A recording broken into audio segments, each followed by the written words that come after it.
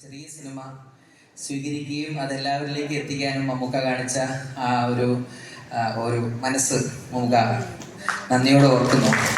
Thank you so much. ഇന്ദ്രൻചേട്ടാ, നമ്മളുടെ കൂടെ ഇന്ന് മമ്മൂക്ക എത്തിയിരിക്കുകയാണ്. മമ്മൂക്ക ഇന്ന് നമ്മുടെ രാജ്യം തന്നെ ആഘോഷിച്ചുകൊണ്ടിരിക്കുകയാണ് അല്ലെ? തീർച്ചയായിട്ടും നമുക്കൊരു അഭിമാനിക്കാവുന്ന ഒരു മുഹൂർത്തമാണ്. എന്താണ് ഇന്ദ്രൻചേട്ടനും നമ്മുടെ മമ്മൂക്കയെ കുറിച്ച് ഇപ്പൊ പറയാൻ തോന്നുന്നത്? മമ്മൂക്ക ഞങ്ങളെ ഒരുപാട് പേര് സ്വപ്നം കാണാൻ പ്രേരിപ്പിക്കുന്ന ആളാണ്. അതുപോലെ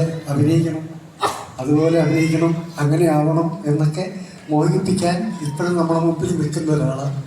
അതിന് ഞങ്ങൾക്കൊക്കെ വലിയ അഭിമാനം. അല്ലെങ്കിൽ നമുക്കൊക്കെ വാങ്ങിച്ചിരുന്ന സമ്മാനങ്ങളും ലോകോത്തര നടന്മാരുടെ മുമ്പിൽ നമുക്ക് കാണിക്കാൻ പറ്റുന്ന നമ്മുടെ ഒരു ആശ.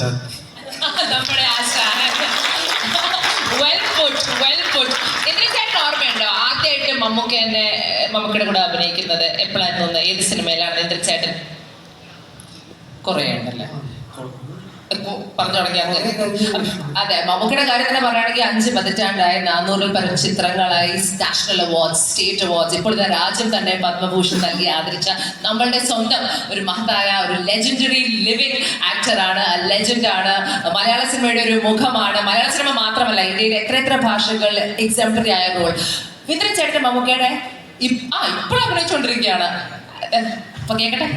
ഇപ്പോ അടൂർ സാറിന്റെ പദയാത്ര എന്ന് പറഞ്ഞ സിനിമയില് മമ്മൂക്കയോടൊപ്പം മമ്മൂട്ടി കമ്പനി പ്രൊഡ്യൂസ് ചെയ്യുന്ന സിനിമ, അതിലും അഭിനയിക്കുന്നു. എന്നൊന്നും പറയാത്തെ